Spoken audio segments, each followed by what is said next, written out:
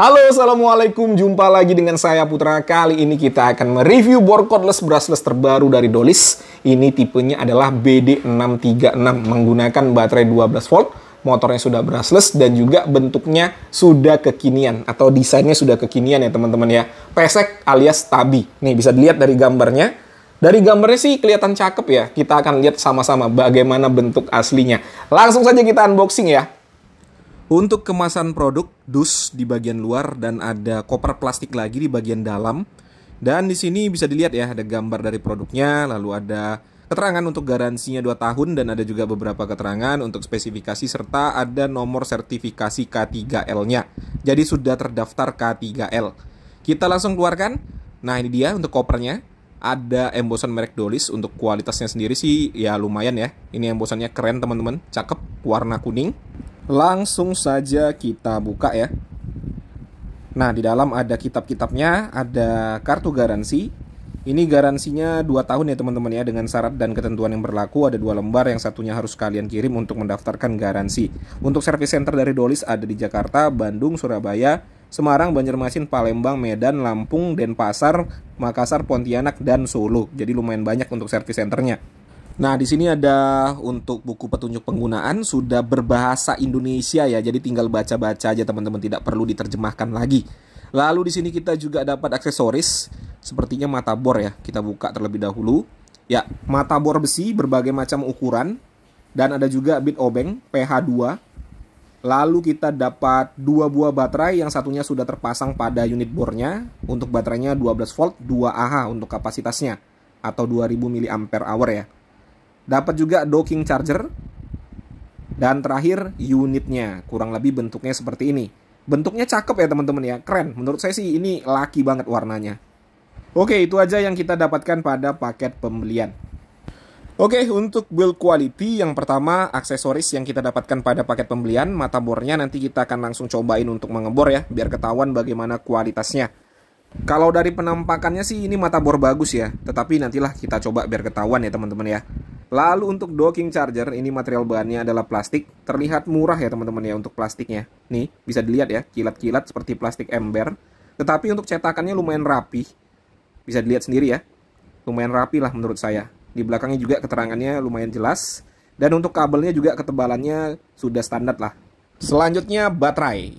Kita lihat di sini untuk housing plastiknya kurang lebih kualitasnya sama seperti docking chargernya tadi. Tidak jauh beda teman-teman. Sama. Kalau kita membandingkannya dengan brand global, ini kualitasnya di bawah. Tetapi kalau kita bandingkan dengan produk generic, ini di atas. Nah, untuk stikernya juga ini kurang rapi ya. Kurang fit untuk penempatannya. Masih ada gelembung-gelembungnya. Tetapi untuk cetakannya ini rapi ya teman-teman ya. Bisa dilihat sendiri. Cakep. Selanjutnya menu utama kita, unit bornya. Ini asli saya suka sekali dengan desainnya. Keren menurut saya desainnya. Perpaduan warnanya juga oke. Dan untuk material bahan yang digunakan, untuk cak pada bagian luar plastik, pada bagian dalam sudah pasti logam. Ini caknya kita lihat ya, apakah center atau tidak. Nah, kalau mau lihat center atau tidak, perhatikan ujungnya ya, bukan bodinya. Perhatikan ujungnya ya teman-teman ya, yang ini. Kalau dari penglihatan saya sih ujungnya tidak ada masalah ya. Center. Oke. Lalu untuk mode dan torsi selektor, ini material bahannya adalah plastik. Kita lihat untuk putarannya apakah ada yang nyangkut atau tidak. Kliki sekali ya, ini enak sekali untuk dioperasikan. Dan untuk bobotnya itu juga tidak berat dan tidak ringan. Jadi udah pas. Untuk bodi utama, material bahannya adalah plastik. Untuk cetakannya rapi ya, tidak ada yang melebar-lebar, tidak ada yang renggang-renggang. Ini kalau kita lihat cetakannya seperti brand-brand mahal ya teman-teman ya, rapi sekali. Nih bisa dilihat ya. Ada embosan merek Dolis juga di sini, bukan tempelan stiker. Pada bagian belakangnya ada tulisan brushless motor, jadi jelas motornya sudah menggunakan brushless. Lalu pada bagian sisi sebelahnya ini juga rapi ya cetakannya. Pada handle ada grip karet, namun karena warnanya hitam jadi kurang kelihatan, tetapi kalau kita sentuh ini terasa karetnya. Lumayan empuk juga dan gripnya enak. Nah ini, accent warna kuningnya ini yang membuatnya jadi lebih cakep ya teman-teman ya. Untuk fitting baterainya pas banget, jadi kesan mahalnya dapat. Lalu untuk forward and reverse kita lihat apakah ada yang nyangkut atau tidak. Ya, tidak ada yang nyangkut ya. Oke. Lalu trigger. Nah, triggernya ini yang modelnya kurang responsif. Seperti yang kemarin kita ulas ya. Itu brand apa kemarin? DCA ya teman-teman ya. Seperti ini juga triggernya. Selanjutnya kita akan lihat untuk perpindahan percepatan apakah ada yang nyangkut atau tidak. Ya, langsung dapat ya posisinya. Oke, tidak ada yang nyangkut. Untuk build quality ini lumayan bagus ya teman-teman ya. Untuk fitur yang pertama, cak sudah penguncian satu tangan. Pada kecepatan berapapun kita bisa mengunci dan juga membuka caknya.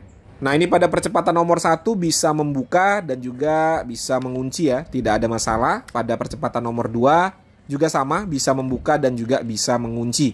Tetapi ini untuk model caknya satu tangan biasa ya, belum model klik. Jadi kita harus menggunakan tenaga untuk mengeratkannya. Kalau yang model klik tidak perlu banyak tenaga, kalau sudah klik maka dia langsung mengunci. Kalau ini harus menggunakan tenaga, tetapi jangan terlalu kuat juga, nanti susah untuk melepasnya. Lalu ada dua mode di sini, mengebor biasa tanpa fitur hammer impact dan juga untuk menyekrup dengan torsi dari nomor 1 sampai dengan nomor 21. Sangat disayangkan tidak ada fitur hammer impact-nya. Lalu ada dua percepatan di sini, nomor 1 dan nomor 2. Kalau nomor 1 berarti untuk low RPM tetapi torsinya tinggi. Dan untuk nomor 2 untuk high RPM tetapi torsinya rendah.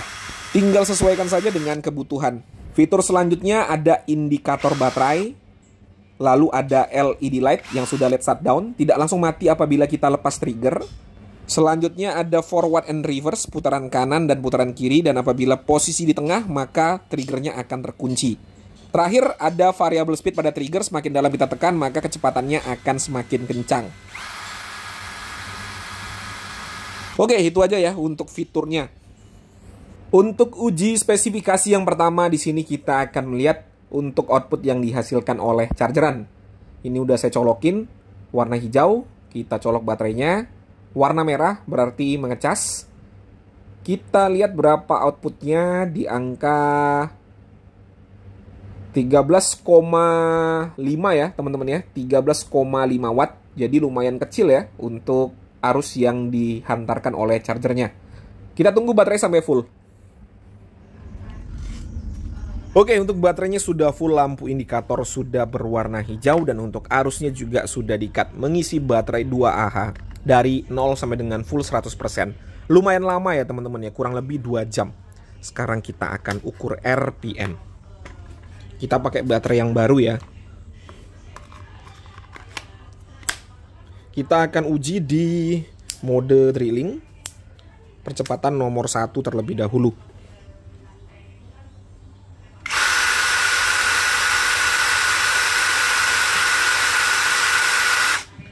...455 RPM. Kita ubah percepatan nomor 2.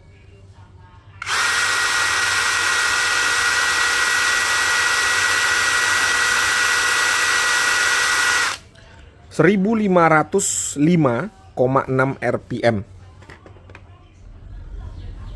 Untuk bobotnya include dengan baterai 2Ah di angka 850 gram.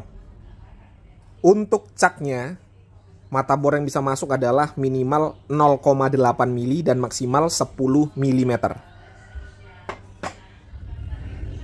Untuk uji performa, di sini kita menggunakan mata bor auger 10 mm, mata bor dengan ukuran maksimal yang bisa ditampung oleh cak. Untuk medianya adalah kayu mahoni. Saya akan gunakan kecepatan nomor 2 terlebih dahulu, modenya mode drilling. Nanti kalau nggak kuat di kecepatan nomor 2, kita ubah ke kecepatan nomor 1. Bismillah.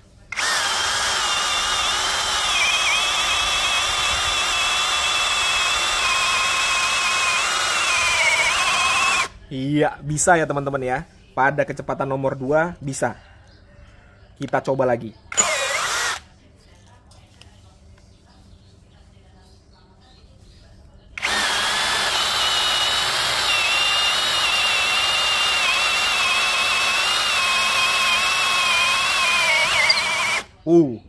Lumayan mantap torsinya ya.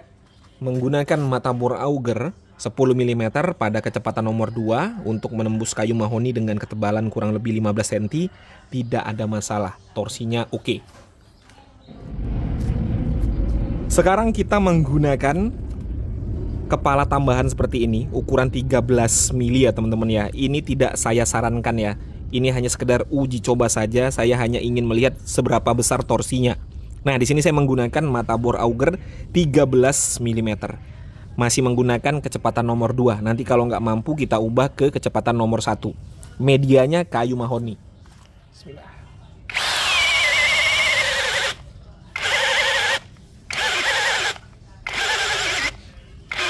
Ya, nggak mampu ya teman-teman ya, mati-mati. Nah, ini udah nggak kuat lagi. Kita akan ubah ke percepatan nomor 1. Lanjut.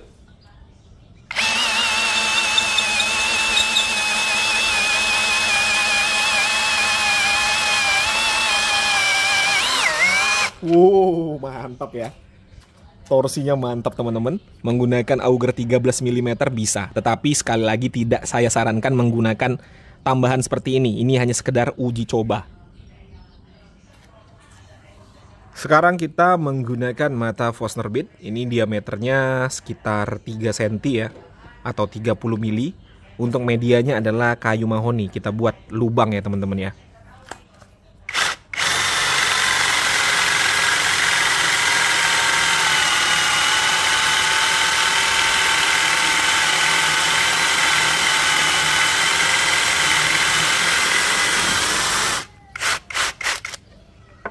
Oke, tidak ada masalah ya, berlubang dengan sempurna, tidak ada loose power juga. Kita coba sekali lagi.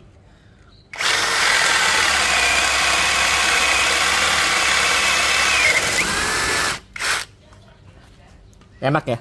Jadi kalau digunakan untuk buat lubang engsel pintu, saya rasa ini udah lebih dari cukup.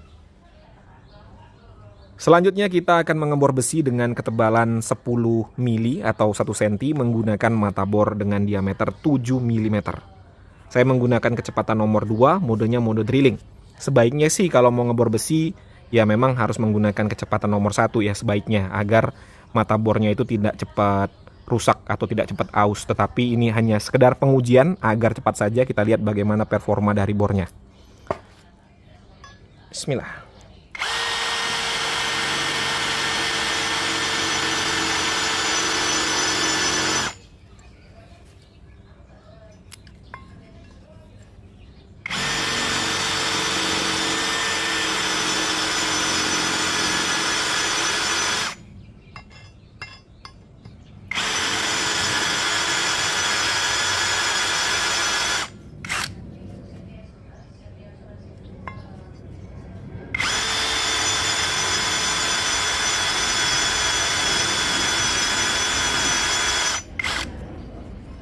Kalau ada yang menanyakan saya pakai minyak apa, ini bekas oli ya, bekas oli motor.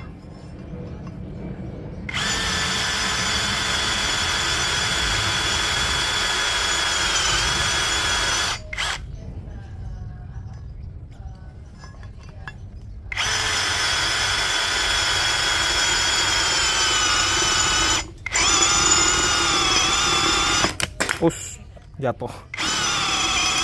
Oke. Tidak ada masalah ya, asalkan mata bornya tajam. Pada kecepatan nomor 2 juga bisa digunakan untuk mengebor besi. Mantap. Selanjutnya kita akan menggunakan baut self drilling seperti ini. Kita akan pasang di media, ini adalah siku besi dengan ketebalan kurang lebih 3,5 mili ya.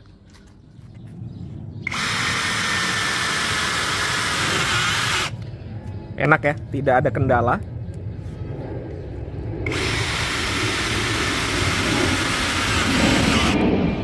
Oke.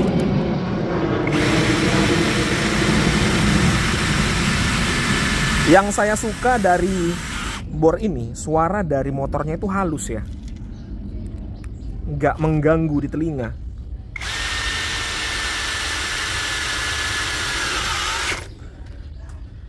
Nah, tidak ada masalah ya teman-teman ya. Kalau media besi yang ketebalannya 3,5 mili aja gampang, apalagi baja ringan ya. Jadi jelas kalau digunakan untuk kerja baja ringan juga ini enak. Sekarang kita akan nyobain mata bor yang kita dapatkan pada paket pembelian. Kita lihat bagaimana kualitasnya, apakah bisa digunakan untuk bekerja atau tidak.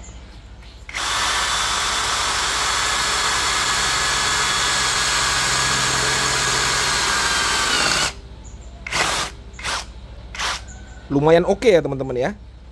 Kita coba lagi.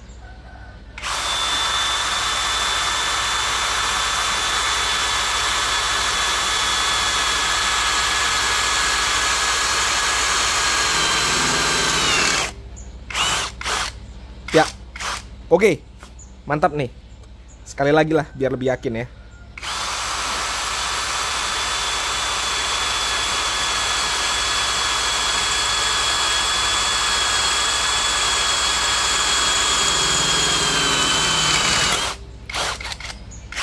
Lumayan ya teman-teman ya. Ini bisa lah kalau digunakan untuk bekerja. Setelah kita gunakan untuk beberapa kegiatan tadi, sekarang kita akan ukur suhunya. Kita lihat berapa suhu tertingginya. 46 ya. Tadi ada angka 48 teman-teman. 47, 49, 50. Nih 50 ya. Ya, maksimalnya di angka 50 derajat. Oke, itu tadi sudah disaksikan bersama-sama bagaimana saya mengulas Dolis BD636, kurang lebih seperti yang kalian saksikan. Berikutnya saya akan menceritakan bagaimana pengalaman saya menggunakannya tadi. Ini murni opini pribadi. Kalau kalian punya pandangan atau pendapat yang berbeda, tidak jadi masalah. Dituliskan saja pada kolom komentar. Oke, untuk harga dari Dolis BD636 ini adalah 600 ribuan. Link pembelian ada pada kolom deskripsi, silahkan cek di bawah kalau kalian mau beli. Dan untuk kesimpulannya, setelah saya gunakan tadi, dari segi build quality sama sekali tidak ada komplain ya teman-teman ya. Udah oke menurut saya dengan harga yang ditawarkan. Lalu untuk fitur semuanya bekerja dengan baik, tidak ada kendala untuk fitur-fiturnya. Dan untuk spesifikasi juga sudah sesuai dengan spek tertulis. Terakhir untuk performa juga sama sekali tidak mengecewakan ya. Walaupun hanya menggunakan baterai 12 volt tetapi torsinya lumayan mantap. Dan untuk RPM juga di angka 1500-an sudah lebih dari cukup. Jadi kalau kalian memang sedang mencari bor untuk kerja baja ringan atau kerja perkayuan, Dolis BD636 ini udah lumayan ya. Udah oke lah menurut saya untuk performanya. Dan tidak lupa ya, ada garansi 2 tahun dari Dolis. Jadi tidak usah diragukan lagi untuk kualitasnya. Karena kalau brand bisa atau berani kasih garansi lebih dari setahun, biasanya untuk produk yang dikeluarkan itu memang quality controlnya lumayan ketat. Ya ini berdasarkan pengalaman aja ya teman-teman ya. Kalau saya beli produk yang garansinya panjang, dan kalau saya bandingkan dengan produk yang tidak ada garansinya, ya memang yang ada garansinya itu cenderung lebih awet. Oke teman-teman ya, mungkin itu saja yang bisa saya sampaikan. Seperti biasa kalau ada pertanyaan dituliskan saja pada kolom komentar. Saya Putra, Assalamualaikum warahmatullahi wabarakatuh.